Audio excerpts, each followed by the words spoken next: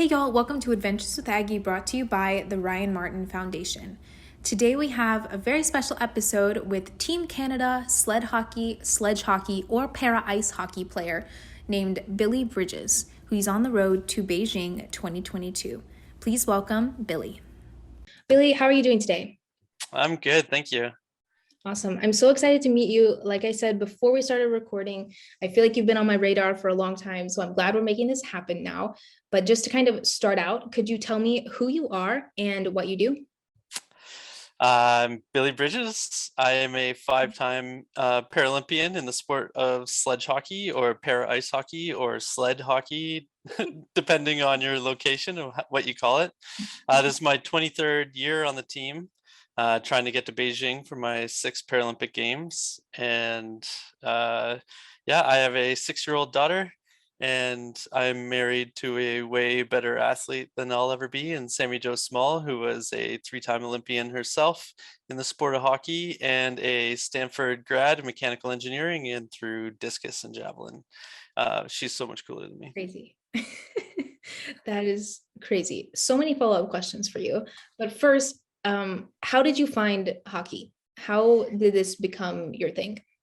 Well, it's in our blood as Canadians. We have to get into hockey immediately, and this is a bit of a long story, but I love telling it. I loved hockey right from the get-go, and I was going to go to the NHL. I was going to be Al McGuinness. He was my favorite kind of player of the time. I wanted the big booming slap shot, and I just wanted to be in the NHL. And I was raised to feel, yeah, no different than anybody else. Now, for those listening that don't know me, I'm born with spina bifida, and so I had 16 surgeries before I was 10 years old. My legs were shaped like question marks when I first came out. But in terms of spina bifida spectrum, I'm very lucky. I do have feeling. I can walk with crutches, and I can do lots of stuff like that, but I can't skate. I can't even come close to skating. And so I would play street hockey with my friends and mini sticks and anything to play hockey. And once we hit about 8, 9 years old, all those friends started going off to real practice to play ice hockey and be exhausted and don't have time for me anymore. And I kind of missed out on that. And when I was 8, 9 years old, there wasn't YouTube, there wasn't like a Google search that I could just be like, what can a disabled person do? So I wasn't really aware of any disabled sports, so I was a little bit lost. And I started skateboarding and just kind of being a punk in the neighborhood, and I was a little punk, I don't know, a crap disturber, and headed down kind of a weird path. And in the town that I was growing up in, skateboarding was illegal as well. So like you would get $150 tickets. Like imagine being a cop and giving a 9-year-old kid on crutches on a skateboard a $150 ticket for skateboarding. So I got really quick at getting up off the board and trying to walk away or crutch away as fast as I could. And I was skateboarding downtown one day, and this old lady started screaming at me from across the street, hey you, and just runs into traffic and runs, like sprints across the street. She's like 60 years old. And I get off my board and I start walking away, and I was like, oh, sorry. And then she's like, no, what disabled sports do you play? Like, do you play wheelchair basketball? Do you play sledge hockey? Do you like what do you do? And I'm like, I don't do anything. I don't even know what you're talking about, really. And she's like, okay, well, you're gonna come and you're gonna participate, or you're gonna play with my grandson, Brad. And she points across the street, and Brad Bowden was sitting there in his chair, just kind of like shaking his head, because this was just a regular occurrence for his grandma, Colleen. And that day just completely changed my life. I kind of let her know that I didn't I didn't really have a way to get to practice. I didn't have equipment, I didn't have anything. And she's like, no worries.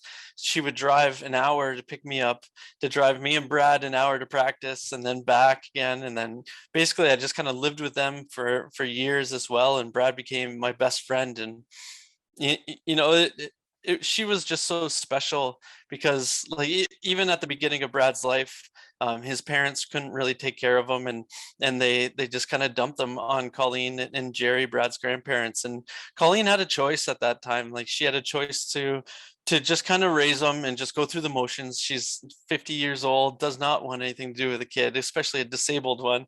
But she chose to make his life amazing and do anything that she could to make his life better. And then that just inspired her to start trying to make every disabled person's life better. So that day was so serendipitous on my end of just like, wow, I was in the right spot at the right moment to have met Colleen. And like, to her, that was just a regular occurrence. That's just what she does. That was her MO every time she woke up, was to send McDonald's letters as to why they don't have wheelchair figurines in their kids' toys. I don't know. She was obsessed with that back in the day. And eventually we got some wheelchair toys from McDonald's. And Barbie, like, she would just send letters, and then she would try to enrich her grandson's life and to make other people's lives better too by showing them the sports and what's possible, and all the amazing things that sport can teach you that you don't necessarily get when you're not in it. The goal setting and the traveling the world. I've been to 40 countries now across the world, playing wheelchair basketball, wheelchair tennis, and sledge hockey, and it's really all because of Colleen. I probably would have found it later in life, but it was a pretty special moment to win that 2006 Paralympic gold medal with Brad, and have like bring it back to Colleen and show her the gold, and just come full circle. That's such a great story. Like, wow, that is really right place, right time, which I feel like could almost be a theme of my show. I feel like a lot of the athletes that I interview are like, it just kind of happened. Like the way I was just standing there, or the way that I looked, or the way I was talking to somebody just made somebody ask, and here we are. But I think the craziest part of your story here is that skateboarding was illegal in the town that you were in. Yeah. That I've never heard that. Never heard Nope. that ever. Wow. I think Okay. it still is. Like, How oh yeah, crazy. they're old school. Huh. All right. Okay. Well, let's talk about hockey again. So, when did you realize that this sport was something that you wanted to do high performance, or when did you realize that that was going to be an option for you? Well, I realized that I wanted to strive to become the best player that ever played the game the second that I sat my butt down on my very first sled that weighed 55 pounds of solid steel, and it just had like a cloth hammock that you would sit in, and we had two able-bodied hockey sticks that were cut down really low with like gigantic picks on the bottom of them that were like snake's teeth. Like, it just right there, I was like, this is amazing. Like, I'm going to the NHL. Because like I still had it in my mind that was the pinnacle. And we would start to kind of play a lot of games, and luckily we had a good coach. His name's Jeff Penner, and he went to a couple Paralympics himself for wheelchair basketball, and was kind of where I am now, back when I was young. And like, he was just so awesome to really enlighten all the young guys on the team. Now we had guys on the team that were 80, and guys on the team that were like us, and just kids. And it was so important to teach everybody, whether they were newly disabled or from birth, of just like how special these sports are, and that they are built for anyone.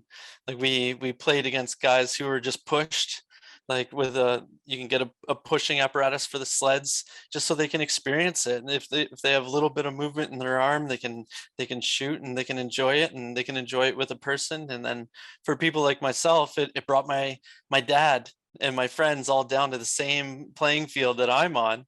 And now all of a sudden I have the big advantage because I have the short legs and I use crutches. So I'm built like a 30-year-old when I'm like 12.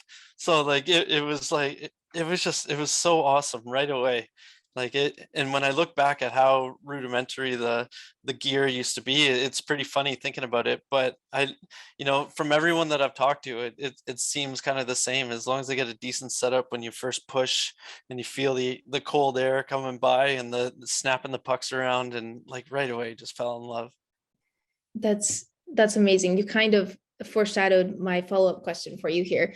I wanted to ask you how you've seen the Paralympic movement, or sledge hockey specifically, evolve in your time involved. Because you've been playing since you were 14, is that right? That's right. Yeah, that's a lot of years. So I'd imagine the sport's changed, which is incredible that you've seen it grow this much. Because even just in my maybe almost 2 years of doing adaptive sport, I've seen the Paralympics evolve. And I don't know, how have you seen that? You've probably seen it from a way deeper lens than I have. But yeah, how have you seen it evolve? Yeah, I mean it's evolved exponentially in all different levels. Like from the sports and the events, like the actual Paralympic Games, the logo I think has changed 3 times since I've been a part of the team. Like my old captain, my previous captain, was so frustrated with that he just got the Olympic rings tattooed on his chest, because like he's like, well, who knows? Like next year might just be something different. As they were evolving and kind of coming into their own and finding their place. And obviously it's added a bunch of sports, but like I think the most incredible thing kind of happened with our sport was in 2010 Vancouver Paralympic Games. Um, Sledge hockey was front and center on HD, on TSN, our national sports broadcaster, on Saturday night. And people are at the bars cheering for us, and people are in the stands drinking beer. Like it really just felt like we made it. It was such a special moment. And we now have 2 guys on our team that were at that game as spectators. Newly disabled, a war veteran, and a cancer survivor. And really it just kind of, it brought the sport, the Paralympic movement, into everybody's eyes, and saw that it was there. But then it also opened the eyes of anyone who is like even remotely disabled, to just a world of possibilities that they never knew existed. Like that is the, I'm old now I guess, but that's the special thing now with the internet, and how easy it is to find things, that now anything is possible as long as you just like look for it and you go out there and you try it. And that's one of the kind of mottos that we have on our hockey team. But it's also a motto that I have in my life, is being comfortable with being uncomfortable. And when you're a disabled person, there's so many obstacles in your way, and everything, and you can let that set you back, and you can let that be the master of your excuses. Or you can start to be comfortable with that and challenge like people's expectations of you, and challenge your own expectations of yourself. And it all comes from just being comfortable with being uncomfortable. And I think trying to excel at these sports really teaches you that, because they are so different, and the skill set is a lot different, but it's possible for anyone to do it. So yeah. Absolutely. It's not old, it's experienced, by the way. That's what I'll say. Definitely not old. That's awesome though. It's changed so much. And I feel like something with the Paralympics or something with adaptive sport changes every single day. Another person finds it, or somebody else DMs me and said that they started playing wheelchair basketball, which is so cool. And I think that's really cool for me to be on the receiving side, right, of seeing this happen. And then you to be like somebody that is actually being watched by these young athletes and making a difference and being the example, I think, which is really awesome. Like, to touch on that, that's what I think is so special. Like you hear so many stories. I'm involved with a charity called Right to Play, and they really try to educate youth through sport and through fun and through community leaders, and creating such amazing things. But one story you hear all the time is about these kids have nothing, but they make a soccer ball out of t-shirts or out of tape or out of something and play. Now, in the disabled world, like stuff like that's not just like, it's just not possible. Like I can't just put on a pair of running shoes and go out and jog, and all of a sudden get good at it, and be led into uh all those triathlons and different sports and running and sprinting. Like we don't have those options. We need most of our sports require extremely specialized equipment. And that's what I think is pretty awesome, when you start to hear those stories of Paralympians and what they went through and where it all is now and how easily accessible it is. I think that really inspires people to go out and try it. And I truly believe that that's able and disabled alike can play these sports, can play all of these sports together. And that's what I think is so special about it. I got to play hockey with my dad and my able-bodied brother for years. And really, I think that that's what helped me to become the athlete that I was. But, now that I'm a father, it really makes me look back and think of how special that must have been for my dad too. Um, I like to really try to talk to disabled athletes' parents as much as I do to the athletes themselves, because going through that must just be hell. Um, but then also you have to be inspired to push your kid, when it must just look so like easy to have an excuse of why I can't do it. Like, mom, I can't take the garbage out. Like I'm on crutches and there's 6 feet of snow, and my mom would just like, she was a little mean sometimes, but like, go, just do it. Like, and then like I would have to crawl out and I had to figure it out. And luckily I just figured it out. Like I knew that I could do a chin up onto the counter in the kitchen to sit up on the counter to do the dishes. Like it taught me to figure it out. And so now I'm able to hold a relationship with my wife because I can do these little things. I mean, I probably don't do them enough, but and it's really from, again, just being comfortable with being uncomfortable and pushing yourself through that. Absolutely. That's the parents' point is super interesting. I haven't spoken about this on a show, but I did interview two parents of goalball athletes. And this when Goalball UK suggested this, I was like, okay, like that's a first, that's a new one. I haven't interviewed parents on my show before. And just they were so proud, like Yeah. so proud of their kids. And they had very little kids that were playing. I believe they were all below 10. And it was like two or three moms, and I didn't have to say anything. They took the whole interview away, and it was I'm so proud of my kids. And I was like, I'm so excited for you. But that was a really fun interview because it was seeing the other side of that, because I can talk to athletes all day, but hearing from the support system was really cool. Really, really cool. I can't wait to hear that episode. That it would be such a different perspective, and like I think Absolutely. it's so important. Definitely. Definitely. Awesome. Let's see. I want to jump back into Paralympics a little bit. Obviously, Beijing is coming very soon. I kept saying a few months away, which it kind of is a few months away, but I think now we can start saying weeks. Maybe we're close enough, which is scary. Sorry, but I'm so excited. I'm so excited for you. I'm so excited for everything to happen. But what does the next few weeks look like? What is happening in your life for the next few weeks until the games start? Yeah, I mean, we've only had about 3 weeks off, I guess four, including the Christmas break, Mhm. since fall of last year. And we had a World Championships late at the end of June, and we had 2 weeks off in July, and then got right back to it. And I mean, we've had such a brutally hard schedule at home, pushing ourselves with our home gyms, and luckily we're allowed to get ice time through all this crap.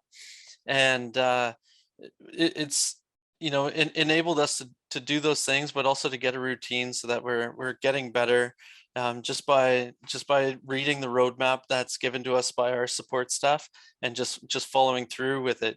So we've been kind of on autopilot, and dead exhausted when you get home, and trying to be a dad and a husband. But luckily she's been through it all, and is so extremely supportive. We were supposed to have a training camp at the beginning of this month, and then play USA and have a training camp at the end of the month, and both of those just got canceled. And so now we are staying home and doing our home training routine for 2 more weeks, and then everybody across the country is shipping up, or packing up and shipping to Calgary, and we're gonna centralize there. And I'm sure once we're there, it'll be a lot different, with a lot more ice and a lot more structure, and probably a lot less of the other extremely hard stuff, because at this point you're about as fit as you're gonna get, and it's just trying to maintain your health and keep your body fresh and ready. So you know, I think Beijing it'll be my sixth games if I make the team. Hopefully I'll be there. And it's gonna be different. We won't have any friends or family in the crowd, and I'm sure it's gonna be hours of waiting in the airport, and lots of jabs up the nose and in the throat, and hopefully not some of the other places that I've read about China. Um, but it's going to be different, but it's going to be that much more special. I think it's going to come back to games that I remember distinctly in Torino. We only had really like one or two families come, and the rest of the fans were all Italian. And I think that that's what made it special, is like no one was in a hurry to go somewhere. We were all focused, zoned in. We didn't worry about like going to visit family while we're there, and no one had that worry about like hotels and where the family's at and how it's going. So it really kept us centrally focused, and I think that Beijing is going to be treated the same way. Like I think we'll have a nice, hopefully, line of communication back home, be able to Zoom call or whatever app we're going to be able to use. But I think it's going to be really easy to stay focused once we get there, and just think about the task at hand, and really try to win that gold medal. Absolutely. That's really cool that you had that experience, and that's kind of the mindset going in. I guess I haven't interviewed another athlete that was in Torino, but that's awesome. I'm sure it does help with focus a lot. I would imagine that helps. But I want to backtrack and ask you a follow-up question to the training, and then we'll jump back into Beijing. I have no idea. I'm not a hockey player. I can't skate. I can't do practically anything on ice. But for people who don't have ice, or people who are in lockdowns, what is a substitute? Is there a substitute? I don't know. This might be a weird question. Is there a substitute for training on ice, or how would you recommend people do that? I mean, obviously able-bodied people can rollerblade, and that's such a huge advantage. There is a such thing as a roller sled. I don't know anyone that actually just owns one. It's really kind of a difficult concept, strictly because our picks can't pick into anything when you're on the pavement. And some guys swear that on a super hot day, your picks will stick into the asphalt, but I don't know. That's the last thing I want to be doing, is picking on 100-degree asphalt anyway. During the lockdown, we mostly did a lot of skills, a lot of stick handling.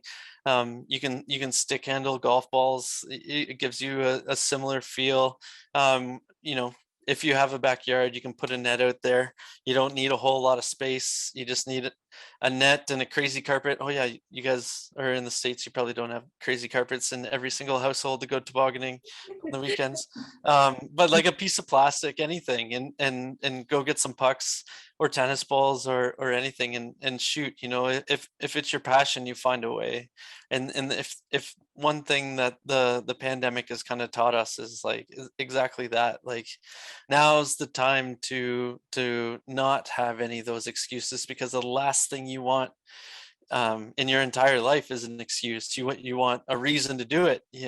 So that's what we started looking for: a reason or a way to make it work, a way to make it happen, and stop trying to think of ways or reasons why it won't, because those are extremely easy.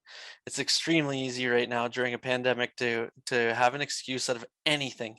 If anyone's tried to get out of a dinner with their parents in the last 2 years, they know how easy it is to just be like, I don't know, it's just a tickle, I'll come, like, no, like, so like it's really trying to get rid of those excuses and try to find a way to still get better.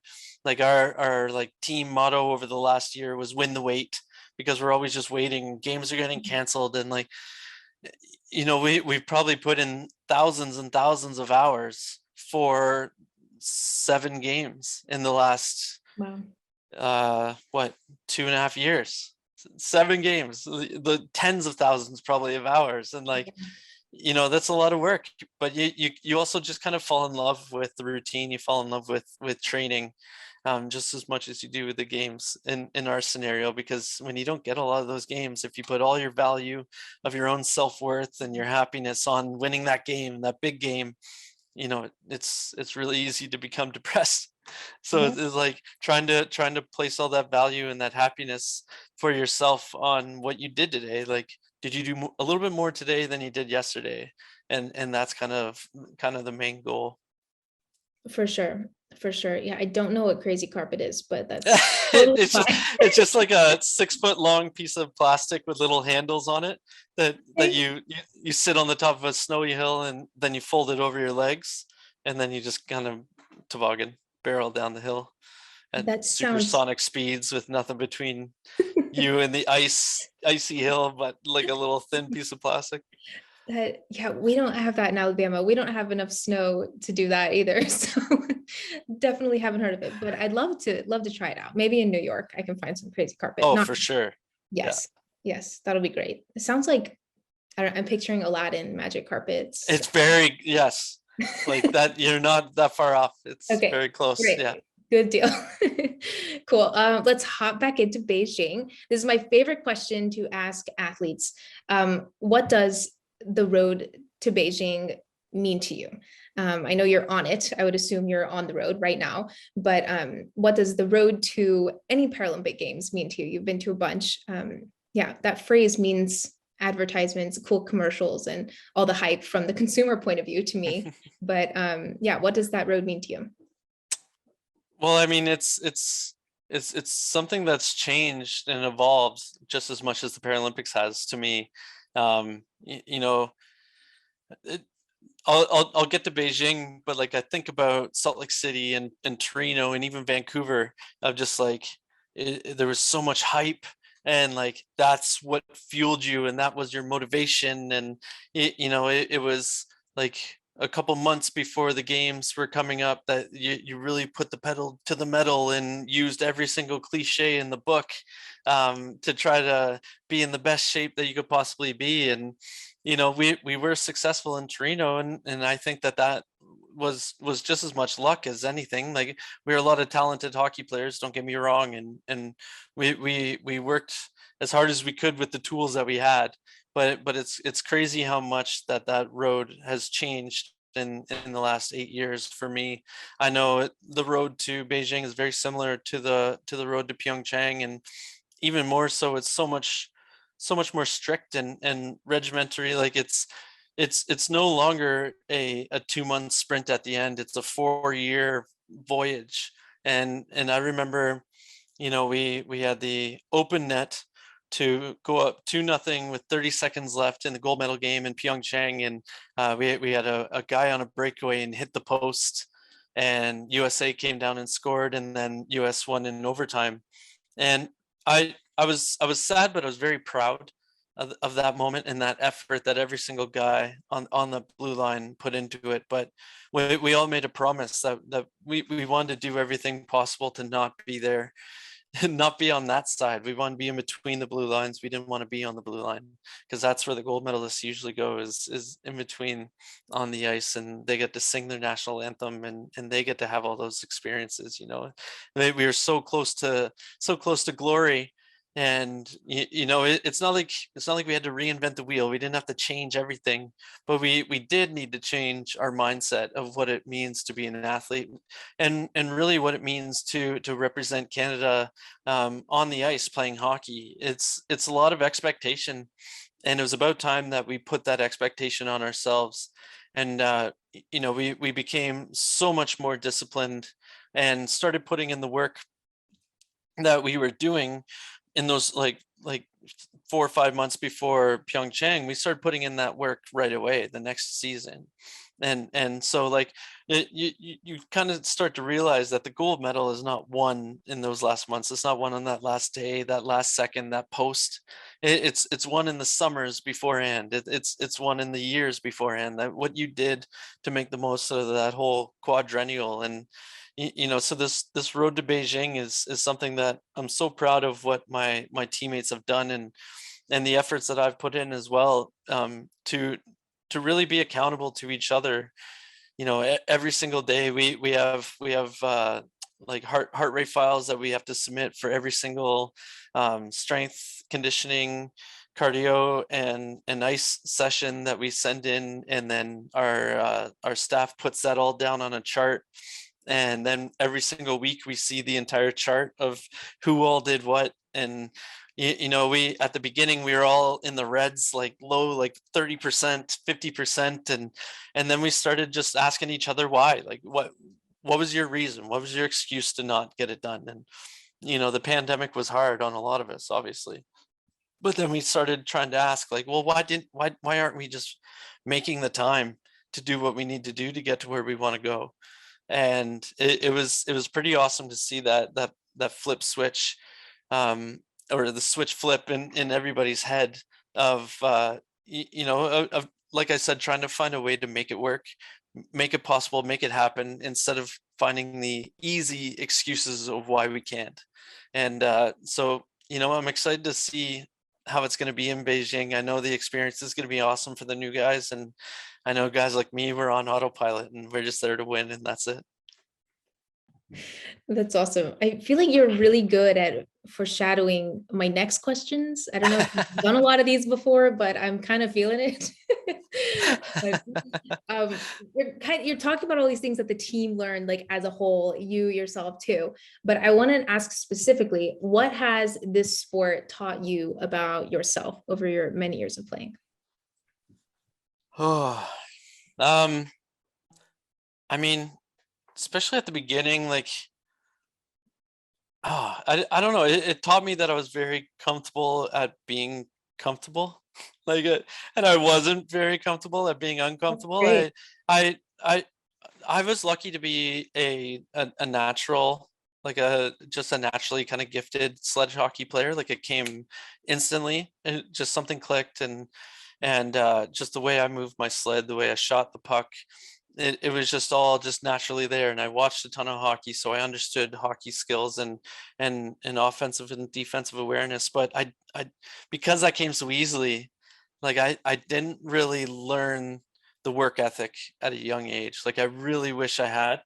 Um, like, to get into wheelchair basketball, where there was sponsorships and scholarships in university. There's Div 1 NCAA wheelchair basketball programs, and then there's professional leagues in Europe. And I did end up getting to go to a pro team in Spain and play professional wheelchair basketball in Spain, and like, that was a really special thing. But that season, I was trying. It was 2007, and I was trying to make the Beijing Paralympic team, and I ended up not making it. So I wanted to be a summer winter, like, dual sport athlete, and I ended up not making it. And it really was just because of my work ethic. Like, I went to Spain, and my discipline, sorry. And I went to Spain, and we were on court every single day.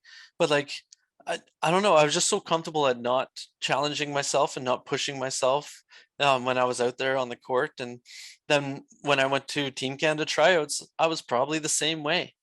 And I didn't have the nutritional discipline as well. I was gaining a lot of weight. Like, ever since when I first made the team, I was 90 pounds. Like, I was in the 45 kilogram weight category for wrestling in high school, and like, I was tiny, and that's like 90 pounds. Like, it was nothing. And then by 2002, I was 215 pounds, and a lot of it was muscle, but a lot of it was fat. Like, and I just didn't have that discipline going into it. And that's one thing that luckily I've learned.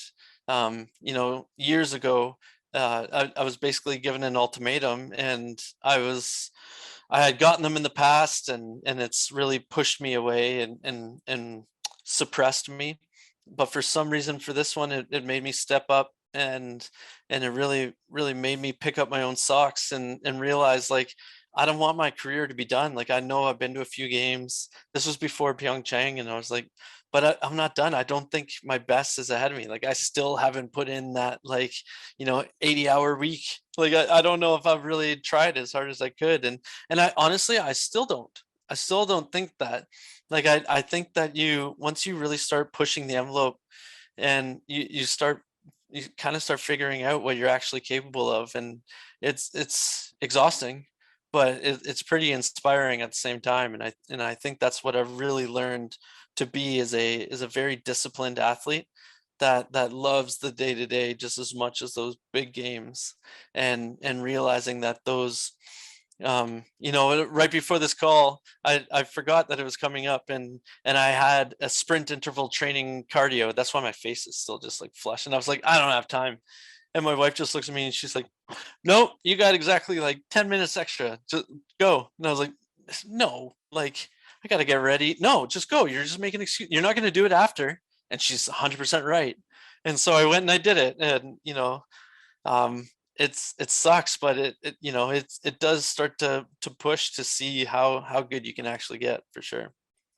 For sure. I read something the other day that said the happiest people are the ones that live by the saying the best is yet to come, because that means there's always something better out there.